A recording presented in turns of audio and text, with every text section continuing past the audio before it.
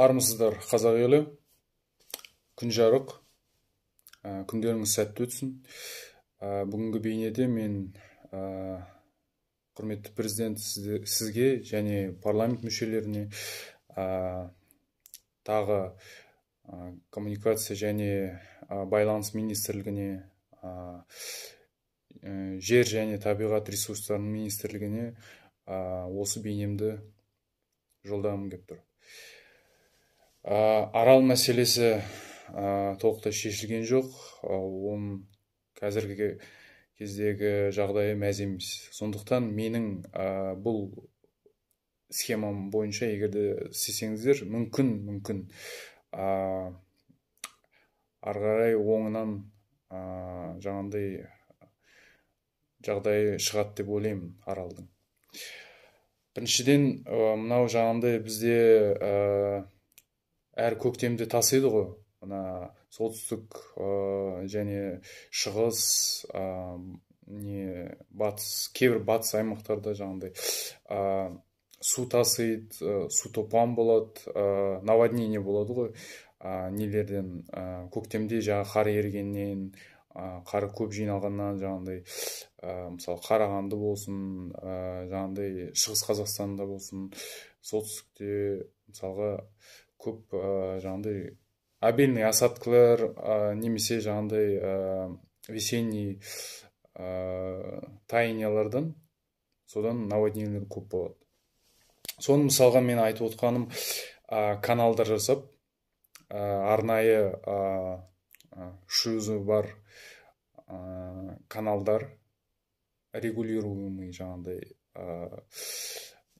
сол каналдардың бәрін, мысалы солтүстік бағыттан, шығыс бағыттан, батыс бағыттан Арал теңізіне құятындай қылып канал созып, және сол артық, мысалға көктемдегі артық сулар шығады ғой, мысалға су жаңағындай толады, соның бәрін шлюздар арқылы каналға бұрып, сол сулардың бәрін Аралға қарай ағызуға. Сол кезде мүмкін енді резервуарлар ол үшін керек, әр қаланың қасында.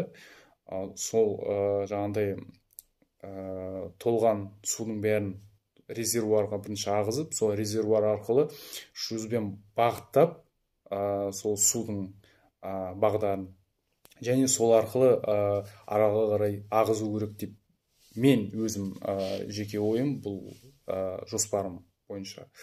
Және бұл Аралды құтқару жоспары менің ойымша жүзеге асады деп ойлаймын. Өйткені бұл өте күрделі мәселе, әрине.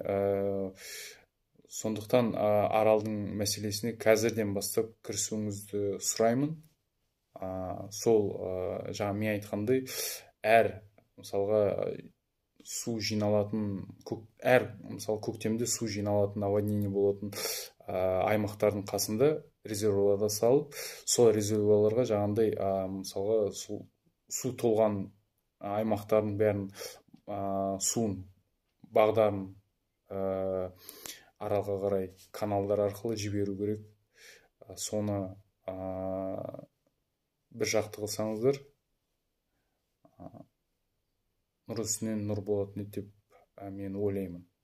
Өйткені Аралдың мәселесі қазір өте күрделі, сол жағын шешу керек. Және де бұл климатты да жақсартады.